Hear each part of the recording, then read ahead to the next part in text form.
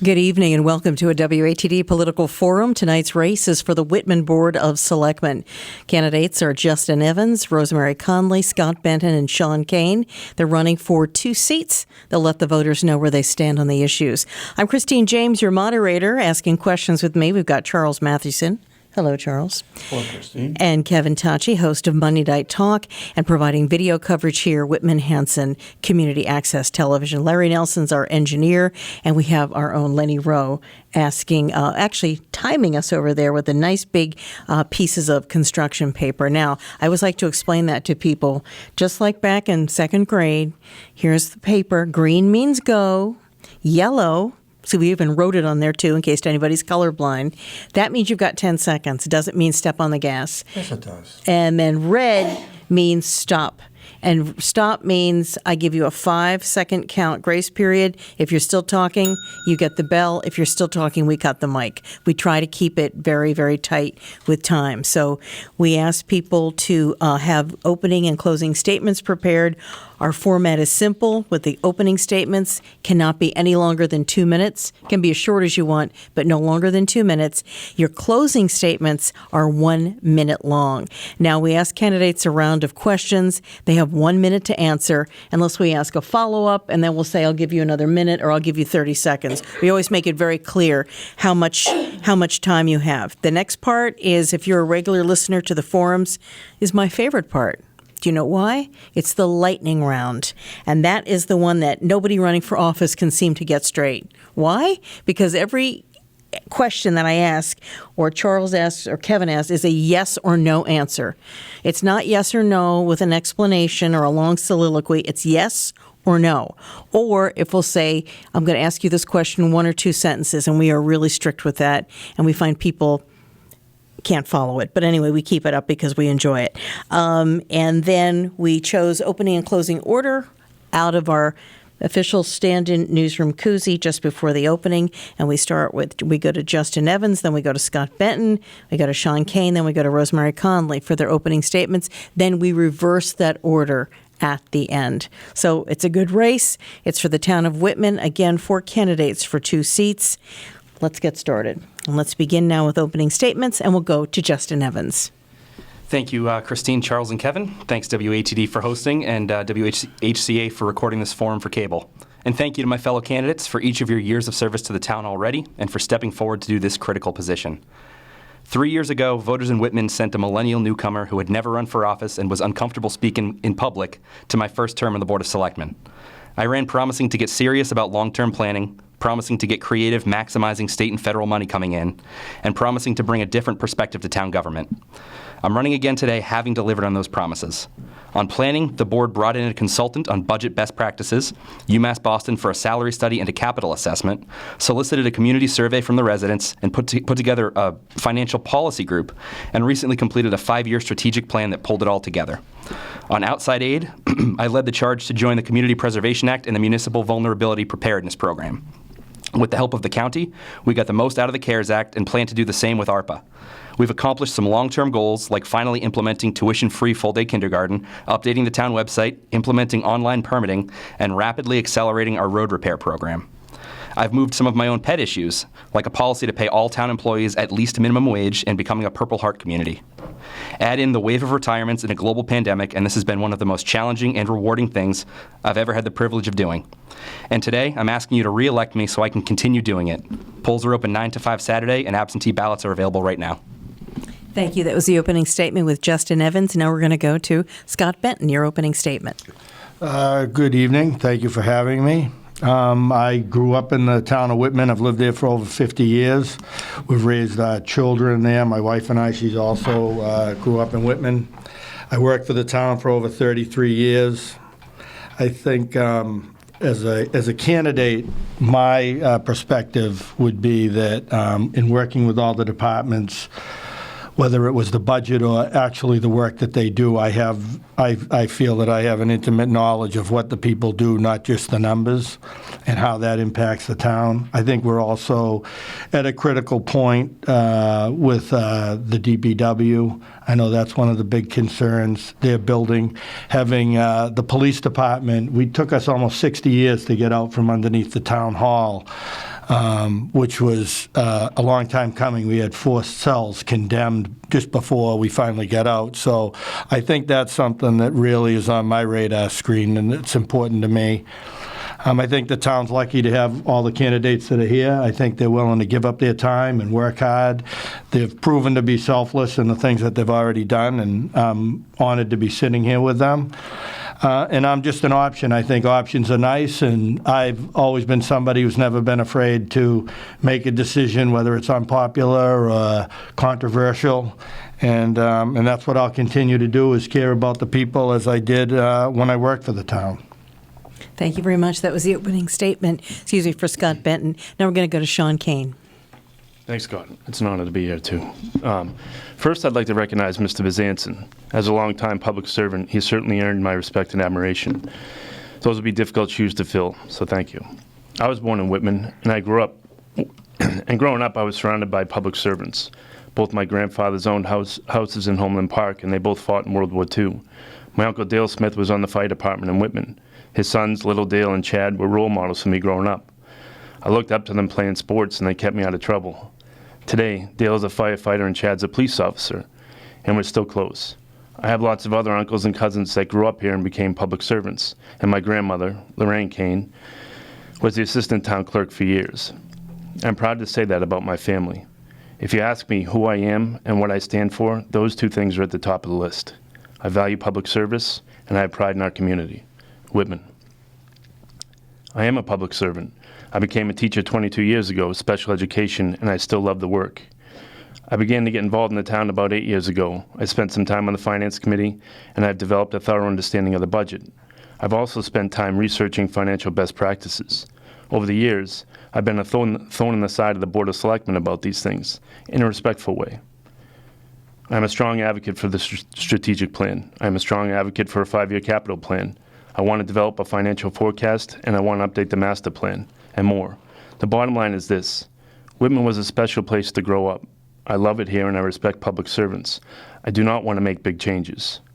I want to implement best practices to protect the integrity of the town and to make sure that we are being thoughtful about the future. Thank you. That was the opening statement with Shawn Kain. Now we go to Rosemary Connolly. Thank you for inviting all of us here tonight, and thank you at home for tuning in. My name is Rosemary Connolly, and I have served my community on Finance Committee for some time now, often seeking the support of fellow women to evaluate needed core services and assist in the assessment of the impact of shifting financial laws, economics on our demographic.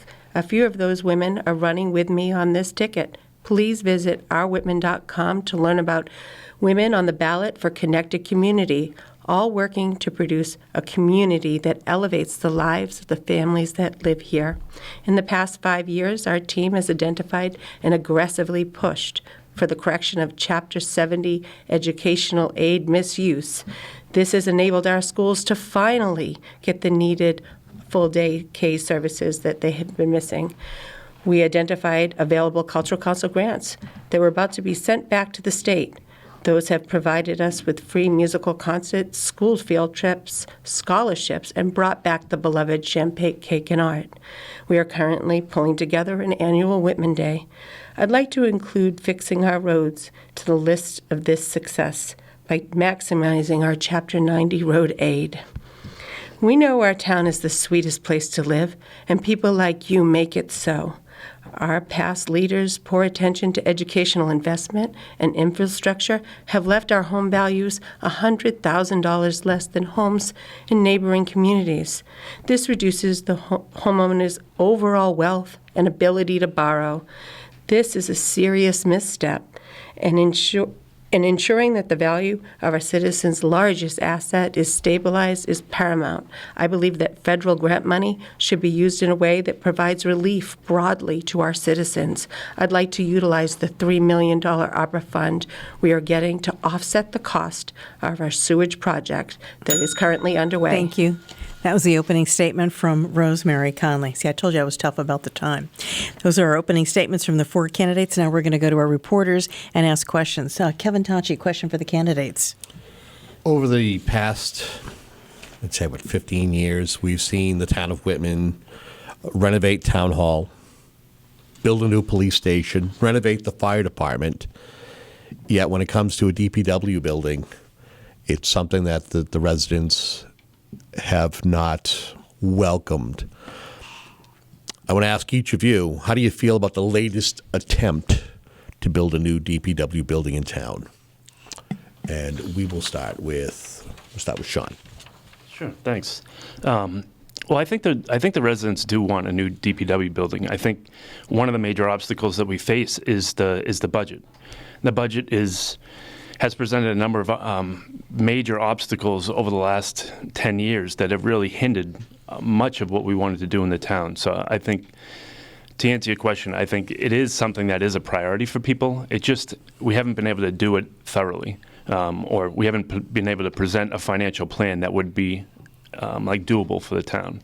So it's always been opposed to other projects or whatnot. So I think more strategic planning, more financial team being more really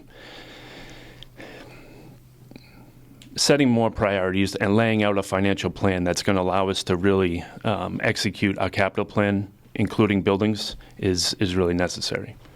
Okay. Rosemary, same question, please. Thank you very much. Well, this is a needed building. It is in dire repair, and it is good that we're doing it. And what's happened is it's sort of slipped through the cracks. When you prioritize buildings, you often prioritize how many citizens are utilizing that building on the physical building on a daily basis. And because it's generally the staff that does, people don't end up seeing how eroded it is and how badly they need things. But we do have staff that work there, and we are responsible for their day-to-day environment. Additionally, one of the things that I worry about is that the water rates had shot up, and we'll be asking for additional money for this building from citizens, and this is why I have advocated for the ARPA money to be used so that it will offset the cost to everyday citizens, and they will feel more open to reviewing the need for that building. Okay. Scott, same question, please. So I think that there's a committee in place, and they've put some thought into this. I think that probably the biggest thing that I see, obviously you have to decide whether it's going to be a debt exclusion or something like that. The biggest thing that I see, though, is we have to make sure that we hire a good OPM. Our office project manager is going to have to be somebody who stays on top of them. I saw it with the police station when we built that. They'll add in all kinds of build-outs that can be very cost-prohibitive to a community. But I think that at the end of the day, this is long overdue. And let's face it, the DPW plays a vital role. It's all departments. It's not one department. It's all departments. That's what makes Whitman Whitman. So I think it is critical, and I do think that we will get it done. Justin, same question. Same answer. This has been a long time need for the community. It was something that we talked about 3 years ago in a similar forum. And I think, luckily, the last couple of months we've seen some real progress on this front. So at the annual town meeting just recently, money was appropriated to hire an OPM and to start sourcing shovel-ready architectural drawings for a new DPW building. For folks at home that don't know what that acronym is, what is OPM? It is a operational project manager. Owner's project manager. Just so folks know at home, what is it, OPM? Owner's project manager. Thank you, Scott. And it would be, this is really the first step in kind of following the school model, the MSBA model. Excuse me, you can add 20 seconds on that. Okay, sorry. Thank you. It really follows the school model, the MSBA model, where you put the building committee together, you get the OPM, you put the drawings together, and then we go to the community and ask whether it's a debt exclusion or another source of funding at town meeting. We give them the full details and let the citizens of Whitman, the voters, vote it up or down. I would hope they vote yes, but we're putting all the pieces in place to give them a fully informed decision. Okay. Charles Mathewson, questions for the candidates? Just to follow up on Kevin's question, you all have strong financial backgrounds, municipal finance. Scott as a former department head, the rest of you as finance committee members. So with the DPW building, exactly how would you pay for it? Scott, let's start with you. Well, I mean, I think probably, in my opinion, I don't have all of the numbers or what may be out there, but just from the other projects that I've seen us do, I would say a debt exclusion is probably the best way for the town to be able to manage something like that. And we saw that with the police station, where they went back and they had to switch it around from the way that we were funding it. And the debt exclusion is going to the voters. Yes, because I think at the end of the day, the voters have to make the decision. You know, you send us to do your work. Well, that's all we're there for. And I think that you have to listen to the people, and you let the people, you know, here it is. Here are your options, and let them vote. Let them make their say on how they want it to be done. Rosemary? Thank you. Often debt is rolled, so we could see one debt being relieved and rolling other debt into that. If that is not available, because we are doing 2 projects. We actually have a middle school also at the same time that may be encompassing our high school debt that will be rolling off. Exactly. So I would concur with the rest. It would be a debt exclusion, because the debt exclusion ends. It's not a permanent override, and it ends when the debt is paid for. Sure, thank you. For me, I really focus on financial policy. So I was a thorn in the side in the Board of Selectmen to get financial policy passed or accepted by the Board of Selectmen, and they recently did so. And this is important because the financial policy gives us some sort of gauge about how much debt is an appropriate amount of debt. As Rosemary said, the DPW building is a major priority. I think it's our #1 capital priority. But we also have this looming middle school building that's going to have to be built or renovated, and that's going to be another big chunk of change. So I think for the average person at home, they don't quite understand, like me, I don't quite understand, how much debt is an appropriate amount of debt, how much is too much, and how much is really, when are we in good shape to take on debt? And I think the financial policy really provides that structure for the average person to read and get a gauge so that they can make an appropriate decision. Because I think the DPW is really an appropriate, it should be a debt exclusion. It really should be an appropriate amount of debt. And Justin, I think you have some ideas on this. I do. So off the bat, 10% of the total cost has already been funded at the last town meeting. That was part of the vote to get an owner's project manager, source shovel-ready architectural drawings. So we're already in for that. And Shawn mentioned it, but it's worth restating. When we brought the Collins Center in from UMass Boston to do a capital assessment, this was identified as our greatest need, in part because of the funding methods that were available to us. So they identified about 66% of it to be used for water sewer, so that could come from the enterprise fund. Lately, our engineering firm has thought 60% might be a more reasonable number. But either way, that's still in the ballpark of money from the ratepayers, not the taxpayers. And to Rosemary's point earlier, we already have a major sewer project ongoing. Hopefully, ARPA funds can defray some of that. So it's a lot of moving pieces, but up to 70% of the cost is already accounted for, and the rest would likely be a debt exclusion. Thank you. As reporters, we think we know what the questions are that people want to hear about what's happening in races. And sometimes the questions that we ask might not be what the town's really talking about. So if you had to pick one issue that you think that this race for, and is it Selectmen or Select Board in Whitman? Selectmen. Selectmen, okay. If you think that there's one issue that's going to win or lose this race, what do you think the issue is, and where do you stand for that? Let's start with you, Rosemary. I think it's the cost and experience the average homeowner has or citizen has when they leave their house, and their ability to keep up with the increasing costs to live in Whitman. That is going to make or break this election, understanding the experience at that kitchen table. And that's why I have said we need to use that ARPA money to broadly relieve taxpayers and broadly benefit people instead of just using it here and there through reducing those water sewer bills. Okay. And Justin, what do you think what is the make or break issue in this election, and where do you stand on it? So I think the make or break issue in the election is probably gone unstated so far, but I think it's housing affordability. We live in a community that, as with much of Massachusetts, house prices are getting out of control, and whether it's your senior population living on a fixed income watching their assessments increase year over year to an unsustainable level, or people my age and younger trying to buy their first home that are priced out of the market, there's a long-term trend for Whitman that doesn't look great if we keep squeezing out the outer limits of demographics. So I would really like to see, in the next week, that become more of a topic of conversation, and it would likely be a make or break issue for the candidates. Okay. Shawn, what do you think the make or break issue is? Sure, thank you. Well, I spent the last month knocking on doors.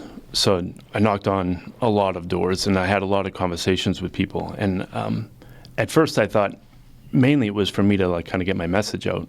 But really listening, I would ask people, what are your concerns, or do you have any questions? And some of the feedback I got was outstanding. I think people fundamentally are concerned with the integrity of the town, and they want to make sure it's going to be taken care of. They know that we have critical elements that need to be added, but they also want the critical elements that we have to be protected. People see the way in which we're developing in town, and lots of people like that development because that growth is healthy for financial purposes. But how much growth is too much growth? How much of that growth is going to change, what Whitman is and our identity? So I think when they're thinking about a candidate for Board of Selectmen, they're really thinking who's going to make difficult decisions, as Scott said, but really decisions that are going to be made in the best interest of town, not just for today for financial purposes, but also for the future. Thank you, Shawn. Scott, same question. So I think it's something that we dealt with a lot in the police department. It's quality of life issues. People care about what's in their life. If I'm a young parent, I care about what my kids are going to get. What are the town providing for ball teams and activities? What's the school have? If I'm elderly, I want to know, hey, how do I come up with this extra money? Like, I'm on a fixed income. I can't just, pick up an extra $40 or $50 a week somewhere. So for them, they also want their services. I think a senior center is something that needs to be looked at as well. I mean, there's a lot of things on the table. But I think at the end of the day, people want to know that they have a voice and somebody's listening to them, and their needs are what's important. Okay, thank you. Let's go now to Kevin Tachi. Questions for the candidates, and you are listening to a political forum here on WATD. And, of course, we've got Whitman Hanson Community Access with us, too. It's the four candidates for the Board of Selectmen in Whitman. We've got Scott Benton, Rosemary Connolly, Shawn Kain, and Justin Evans. Kevin Tachi. I've heard during your last answers about how to best assist the residents, the taxpayers, what's best, housing, taxes. Taxes are always something that people have on their mind. Whitman has historically had one tax rate that both residents and businesses pay because of the limited amount of commercial, industrial, and personal property tax being billed in a high residential base. If elected, would you ever consider deviating away from a factor of one, a.k.a. changing the tax rate? We'll start with Justin. So this comes before the Board of Selectmen every year, and I would only consider it if our commercial tax base ever got above that 20%-ish mark that other communities, when other communities also start to look at breaking away from that factor of one. Right now, Whitman is about 90% residential for the tax base, so it currently makes sense to keep those in line rather than scare businesses away or price some of them out. I will, however, correct you briefly, Kevin. When we implemented the Community Preservation Act, we extended the abatement for the first $100,000 of value to residents, but not commercial property. So there is a slight difference in the tax rate. A slight one, but pretty much it's pretty much 1-to-1, but it's like 1.01. Exactly, right. Yeah, 0.99. But it isn't like if you looked at Brockton or Avon, it's staggering as to what commercial pays, which I think might be around 30, where residential might be around 21. That's a big difference. So. Yeah, and for us to do something like that, now for the residents to save, $1 per 1,000, it would have to increase the assessments on commercial properties by $10 per 1,000. So it's just to get any meaningful savings, you really have to put the squeeze on the businesses, which is not something we want to do. Shawn, same question. Yeah, well, two things. As an individual, my gut tells me we wouldn't want to do this. I'd want to make sure that the businesses are protected in town. As a policymaker, what I'd like to do is to bring in a consultant to really give us some, professional opinion about this, because it does come up often, and it often is a difficult decision for, as I'm watching the Board of Selectmen make the decision, it's difficult because it's tempting to do so because we could maybe get some more money out of the business community, but you don't want to undermine the business community because they play an important role in, downtown and that kind of thing. So for me, again, my gut says no as an individual, but as a policymaker, I would like to get have a formal study done, have consultants brought in so that we could really make an intelligent decision about this. Same question, Rosemary. I think it's always tempting to find different ways to lower taxes for your average citizen, but you really want to make sure that you're not burdening other people too much. So fair taxation between the two is always good, but I wouldn't consider it a below 30%, businesses. It's too much. It would be too much of it. That would be I'd maybe start to have a conversation, not even at the 20, but at the 30%. I think there's other ways to relieve taxpayers' burden, and being aggressive about applying state aid, which we have not been with Chapter 90 or Chapter 70 over the years. We have not applied those laws and those opportunities, and looking into grants, aggressive grant writing. That's something we really have missed the boat on.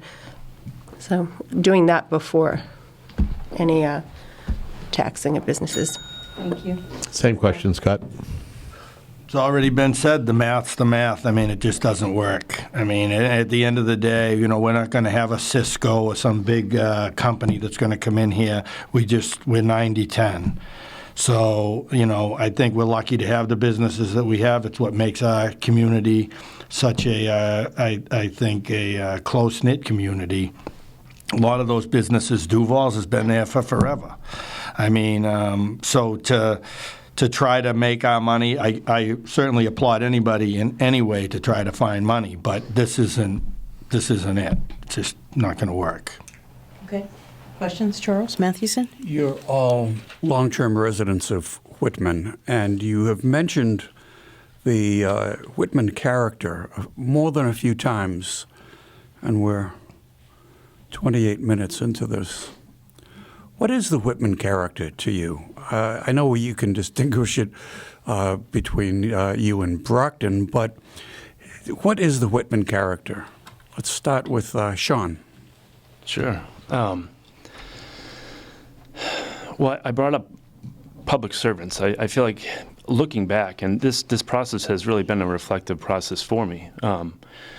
Public servants have played a major role in my life, and when I think back to some of the coaches I had growing up playing football and baseball and wrestling, they were blue collar, hard nosed. They were from Whitman, and they had strong opinions, and they were often public servants, firemen, policemen, teachers. A lot of them in the military. So I feel like that aspect for me has been a major impact on my life. And then I think of my grandparents, because Whitman has an older population that plays an active role. It's always been a supportive role, but it's an active role that I think I took advantage of, or I didn't truly appreciate as I was growing up. Guys like having the football banquet at the VFW and older members of the community handing you out awards. These are really special moments of my childhood that only now that I think I really appreciate. Thank you. Rosemary, what is Whitman to you? So my father's family settled in the area before my mother, so she was sort of an implant into this area. And my grandmother was from Belmont, Mass., and she would always come down and tell me, you come from a really special place. The chocolate chip cookie came from here. And not just the chocolate chip, the Toll House chocolate chip cookie came from here. And she'd say, it's not just that. It's American baking, American cooking. And I would have to define us as the sweetest place to live.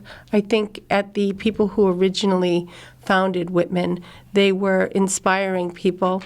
They were people who believed that they ran factories and worked in factories, but had a beautiful ballroom in the center of Town Hall, that believed in the arts, that believed in culture, that had the Olmsted family come and do our park. We were an elevating middle class, and I believe we are that, and we can continue to support that in our community. Scott, what's the Whitman character according to Scott? Well, I will say I was a busboy at the Toll House. So I think what makes any community special to the people that live in it is that everyone seems to know everyone. You know, you can run into somebody and you start talking, and before you know it, you're 15 minutes in, and you're talking about aunts and uncles and friends. And then I go back to when I was a kid, and we had sports nights, and they'd have spaghetti suppers and different things that pulled us all together. You know, and everybody just pulled for each other. You know, everybody knew in your neighborhood. Everybody was Mr. and Mrs. and everybody looked out. You know, like if I was outside or doing something, one of the neighbors would yell over and say, "Hey, you know, get home." And your father's like, "Yeah, get home." There was, everybody looked out for each other, and I think that's that hometown effect that's unique. Justin, what about you in Whitman? Yeah, so everything everybody else has said is true. It's why my wife and I decided to move back to Whitman a couple of years ago, having both went to Whitman-Hanson.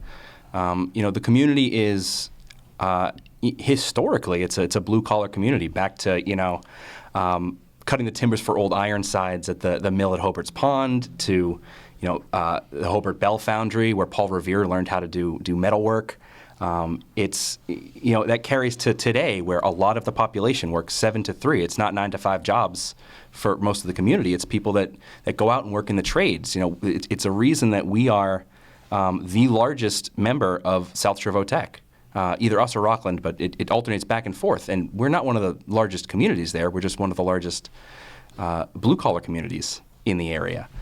So it's a culture of hard work, but community that all work together to help make it a better town. Thank you. Scott, I was a diner at There you go. the Toll House. Very nice. Recognize each other? Yeah. He's got left spaghetti on the floor. This was a question sent in by one of our listeners, because we always solicit questions before the forums. And this is Chris from Whitman, and he said, town meeting recently voted to permit licensing of cannabis businesses in Whitman. How did you vote on the issue, and why? And did you vote for legalization in 2016? So let's start with you, Justin. Sure. So, yes, I voted for legalization in 2016. As a member of the Finance Committee, I voted against the prohibition in 2017 and 2018.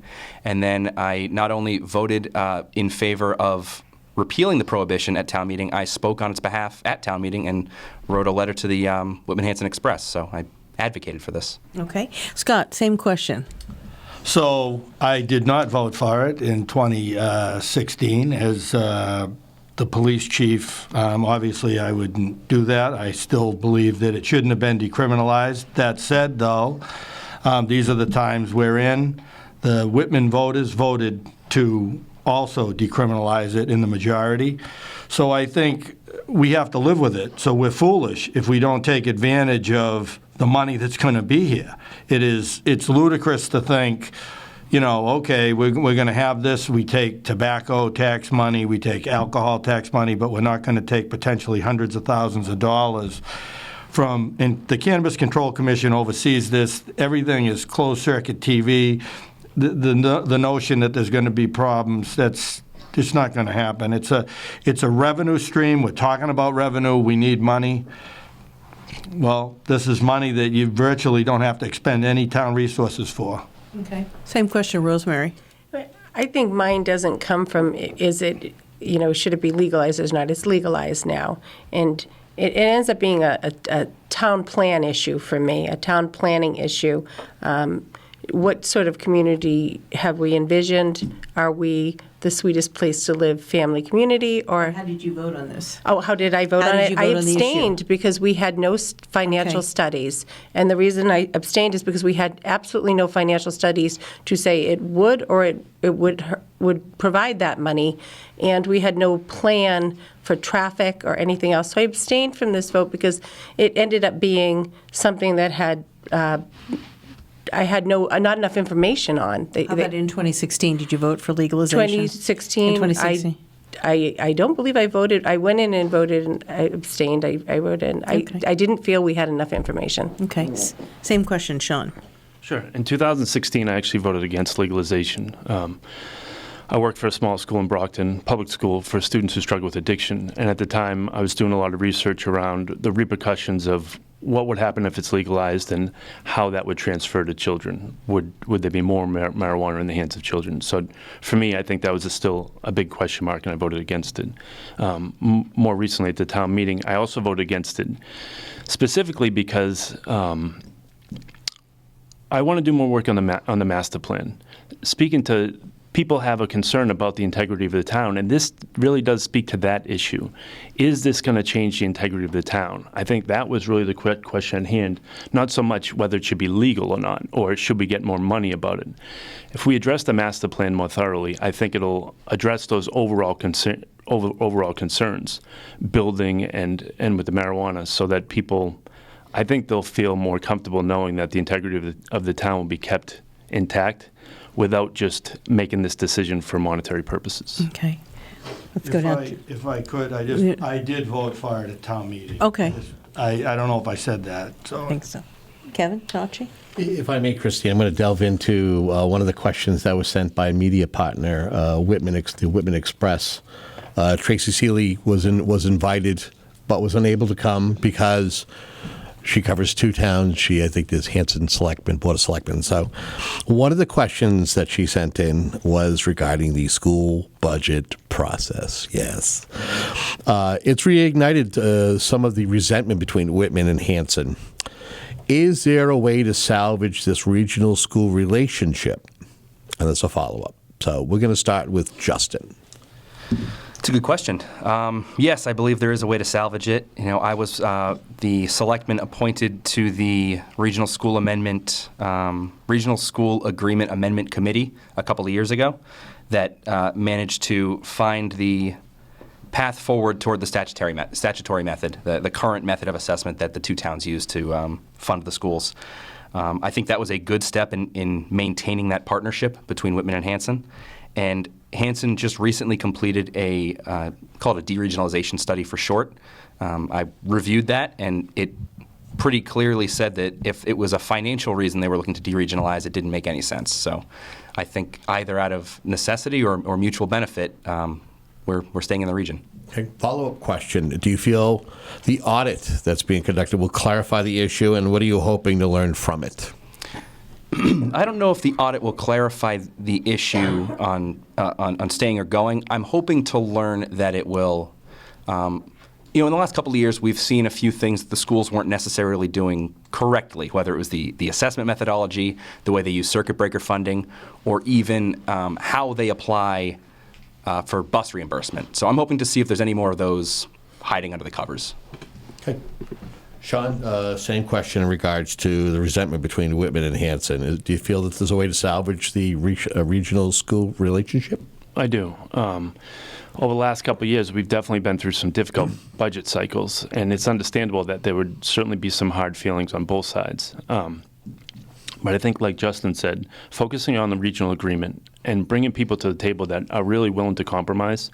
I've been a strong proponent of compromise over the last couple of years and advocating for that. I think there are people on the Hanson side that have a similar mindset. The structure of the school committee has recently changed so that the chair and the vice chair, Chris Scriven and Chris Howard, both have, I think, a good working relationship. They're willing to find a reasonable solution to this issue, and I am optimistic. For as far as the audit, I think it's a good thing to have audits, of course, but audits wouldn't have caught some of the major issues that we surfaced. What we need is more consultants to find best practices. Those things are really relevant for finding efficiencies and working out some of our difficulty. Okay. Rosemary, same question in regards to the school budget process and resentment between the two towns. Well, I'm going to show my age for a second here.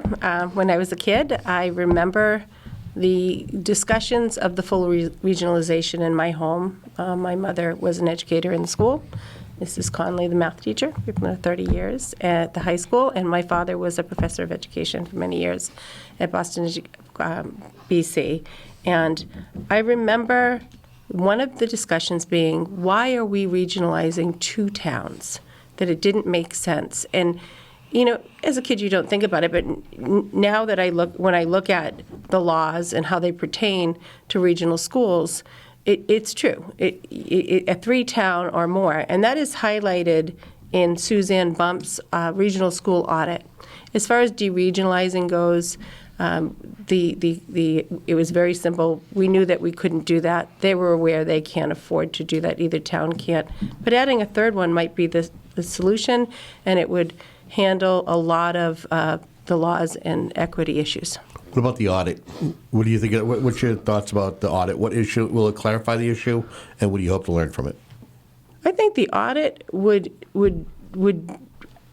I'm not sure what it's supposed to clarify. It would audit the schools. I mean, our schools are funded in the lower 1 percentile when we started a few years ago, and it's just inched up to the lower 6 percentile. So what would it clarify? It might clarify a lopsided budget, but it probably, that's in the state of Massachusetts, but it probably won't clarify much more, like how we can shift money differently. But I couldn't imagine you could go any lower than the lower 6 percentile of Massachusetts. Okay. Scott, same question in regards to the resentment between the two towns and the school budget process.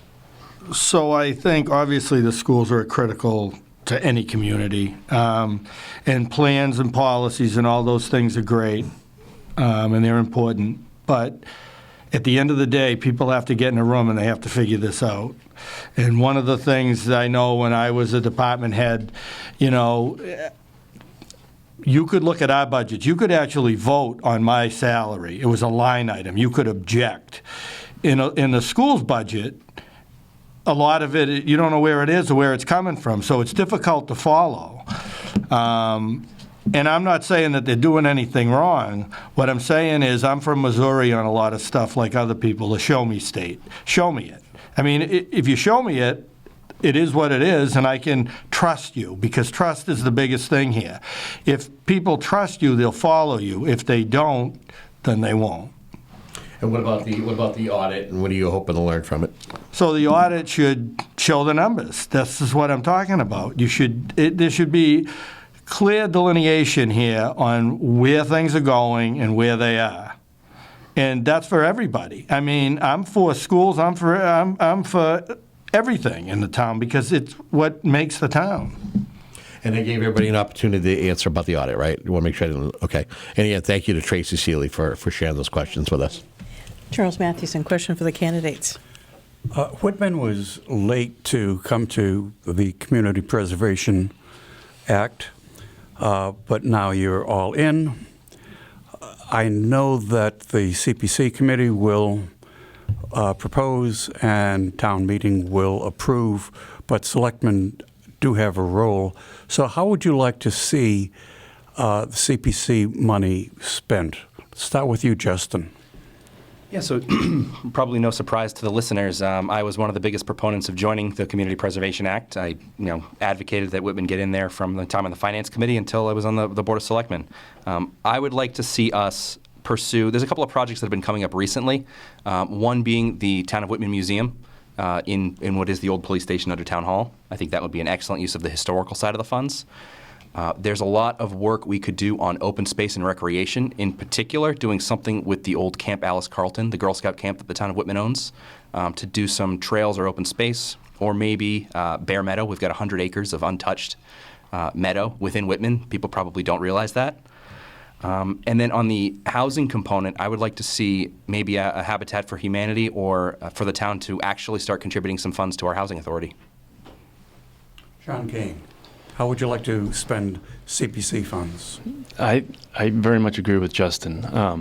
In addition to that, as a smaller project over time, there's a small community in Whitman who skateboard, and for me, this is a private kind of passion. And working with at-risk kids, I've seen the ways in which healthy alternative sports can really change their lives. And Skateboard do you have? Apollo Peralta. But so healthy alternative sports can really turn the life around of a child who's at risk. We have traditional sports, but I would like to see us invest in a bit more recreation that's geared towards kids who need more structure but aren't able to meet the limits and the restrictions of some of the traditional sports. So I would love to see a skate park being built. And I keep meaning to ask you, at what weight did you wrestle in high school? I wrestled 140 in high school. Oh, okay. Rosemary, how would you like to spend CPC funds? I'm so glad you didn't ask me the wrestling question. It was a disappointment that we came later to the game to this. There was a lot more money up front than there seems to be now. But if more money is injected and we can do it, I do think we need to build more senior housing or affordable housing for seniors. A lot of our residents don't want their big houses, but don't want to leave the community that they've always lived in. Additionally, a fence in the park for around the playground to keep kids safe from running into the road that is in line with the Olmsted feel of our park would be a smart way to utilize that money. Additionally, that the museum for the historical preservation would be good. Mary Layla has a great plan for that. So. Scott, would you like to see a museum in your old office? Sure, if that's what the people want, why not? It's kind of historic, I guess. How would you like to spend CPC funds? Well, I think there's a couple of, obviously everybody here has made some good points. So we were always trying to get a youth center for the kids. The kids have no place to go. They never did. And I think that was a problem. And kind of spilled over with skate parks and things like that. The kids just had nowhere to go. If you talk to them, they'd say, where can we hang out and do things? So I think that would be a real important thing to me, a good youth center that could offer educators helping kids with their homework and projects and stuff, and a place for kids to go, especially kids who a lot of times both parents work. I think that would really be an important thing for me, because I think the town would really benefit from something like that. And also outdoor areas. I think any place for families that they can gather and do things. Thank you. One of the issues that keeps coming up in all these political forums we've done, and by the way, we're wrapping up our local town races with your forum tonight, so we made it to the end here, is some towns have set up committees, others have charged the Board of Selectmen or the Select Board with equity, diversity, and inclusion. This has gotten, some towns are interested, some are not, we've got people emotional on many sides of this issue. In the town of Whitman, are they doing anything to address equity, diversity, and inclusion, and do you think it's enough? Let's start with you, Rosemary. Well, I would have to look at an all-male selectman board and tell you no. They are not inviting women particularly, and I don't see enough minorities in the government doing things. It is very male and one-dimensional in that respect. And I think some of the issues that come up and some of the things that are neglected happen because you don't have a female perspective or a mother's perspective. Particularly being the lowest investment out of taxes in Plymouth County into our schools. And I think a woman would say, hey, it's affecting my kid in these ways, and be a better voice at that table. If elected, I will be the only person with children in the schools on that committee. They don't even have somebody currently with children in our schools on that committee. So, okay. Scott Benton, what do you think? Equity, diversity, and inclusion. Doing enough in Whitman? Anything? I think certainly like any community, you could do more. I don't think that it's prohibitive from stopping whether it's women or minorities from going after office or seeking to help. I think a lot of it is just the initiative part of trying to jump in, and Rosemary's running for office now, so that's clearly a sign that, you have to kind of take an initiative. I think we could probably do more stuff, but I don't think we're prohibitive in it. Okay. Same question, Justin. What do you think? Yeah, so Rosemary brings up a good point. We haven't had a woman serve on the board in, I think, 7 years when Hanson Town Administrator Lisa Green was on the Board of Selectmen. I do think the town could do more. I was looking at the demographic trends of Whitman recently, and when I was in high school in the mid-2000s, about 6% of the town identified as non-white. Under the 2020 census, that's up to 14%. So we have had a very large demographic change, and the town should probably start looking at some of the things that we should do to be more inclusive to changing communities. Okay. Shawn Kain, what do you think about equity, diversity, and inclusion in Whitman? Well, I agree. I was listening to the school committee, and George Farrell, who's the assistant superintendent, they had a professional consultant come in and give them advice about this, and I think they're recently going to hire a position for this reason, to make sure that the schools are being equitable and diverse and looking over policy and looking over even the layout of the school. And I think that kind of feedback from a consultant can be really healthy, because having an outsider come in to evaluate your system based on the lens that they've been educated in can just give you a fresh eyes and a new perspective that sometimes you just don't see when, because for me, I feel like I love Whitman. If someone said, geez, you're not being very equitable, or even for Rosemary to bring that up, part of me feels like, I don't like hearing that, But if a third party, or to hear that is healthy, and also for a consultant to come in and say, actually, when we compare you to other towns on the South Shore, we give you these recommendations. Okay. Thanks. I want to go to our lightning round now, where we ask you questions whether the answer is either yes or no, or one or two sentences tops. I can see you smiling, Kevin Tachi, so let's start with you. Lightning round question for our candidates. Okay. Allowing residents to have a rooster on their property, for or against? Let's start right down here. For or against, Justin? For, and I'd like to see a right to farm bill as well. For or against, Shawn? For. Rosemary? For, but if your rooster's loud, you need to put a cock collar on You him. see how nobody can stick to the directions? Scott Benton, for or against?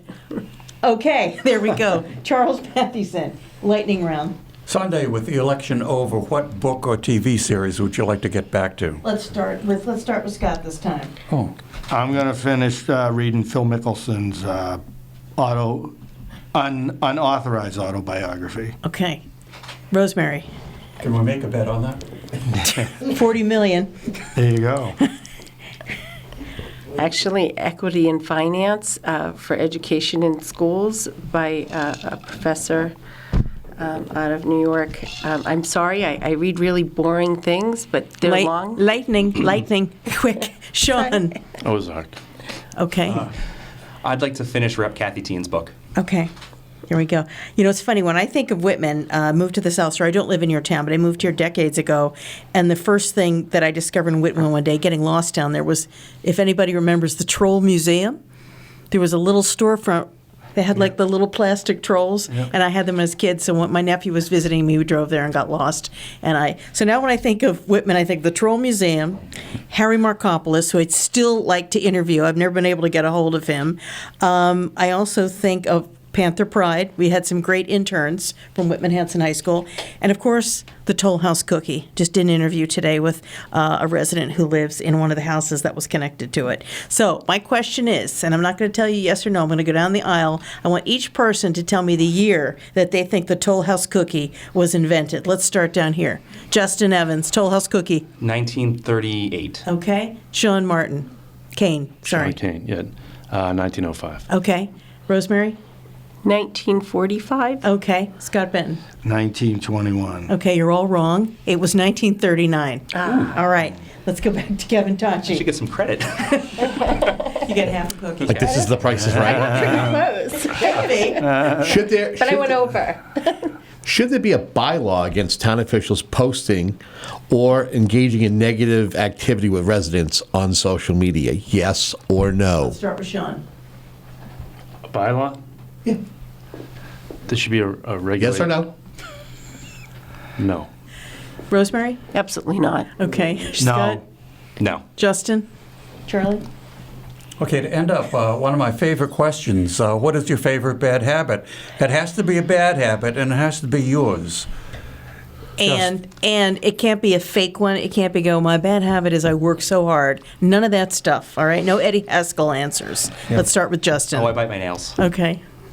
Sean? It's funny, I was going to say bite my nails. I eat cheese and crackers late at night. Okay. Rosemary? I eat cookies late at night. Scott? I bite my nails. Okay. Wow. Oh, what's a All right. Just because I have to ask this at every forum. Plymouth County government, stay or go? Justin? Stay. Yeah, Sean? Stay? Yep. Rosemary? Stay. Scott? Stay. Okay.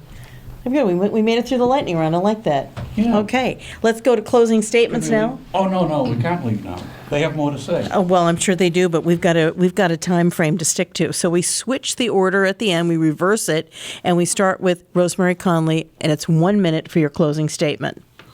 Thank you. Thank you, everybody, for coming and joining us here today. I would like to use the simple ABCs of good government: accountable financial management with full transparency.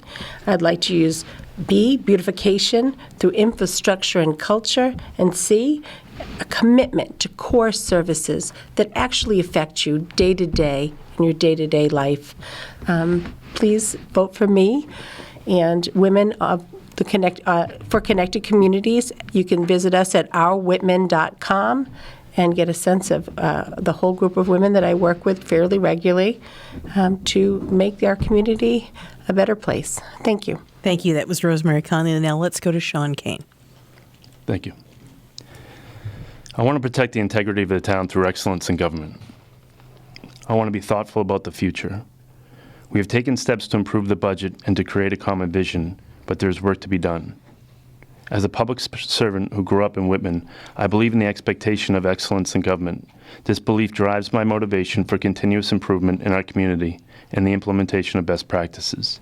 With your support, I will make a strong commitment to keep us on the right path, to protect the integrity of the town through excellence in government.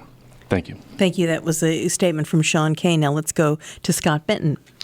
Thank you for having us, and thank you to my fellow candidates here for coming. I can just promise you that I'll make decisions that are in the best interest of the town. I'll work for you, express your feelings and your wants. And at the end of the day, I would just ask that you vote for me. Thank you. That was Scott Benton, his final statement. And now let's go to Justin Evans. Thank you. My wife and I moved back to Whitman because it's a great place to raise a family, and any day now we're starting that family. Many of you know we're expecting a baby girl in less than a week. In 2019, when I was first elected, we had just certified a budget that reduced town services, delayed needed capital spending, and eliminated positions from the school district. And 3 years of hard work and community support later, we've certified a budget that adds services without using free cash and without an override, and we're doing proactive work toward our capital plan. Serving as selectman is a frustrating, often thankless job. It's unpaid, and to do it right, you need to put in 20 to 30 hours a week. And I love it. On May 21st, please vote to re-elect Justin Evans to the Board of Selectmen. That's great. We have 4 candidates here: Justin Evans, Scott Benton, Shawn Kain, and Rosemary Connolly, all running for the Board of Selectmen in the town of Whitman. There are 2 seats, 4 candidates. Again, this is live, and we have selected cuts that are going to run tomorrow, and this whole forum is also going to be posted up online. Of course, we want to thank our media partner here tonight, Whitman Hanson Community Television Cable Access. Kevin Tachi asking questions, Charles Mathewson asking questions, Lenny Rowe timing, Larry Nelson engineering, Paul Watson from Community Television. We appreciate you joining us tonight. And we always tell people, go out and vote, because if you don't vote, you don't have a voice. I'm Christine James, 95.9 WATD.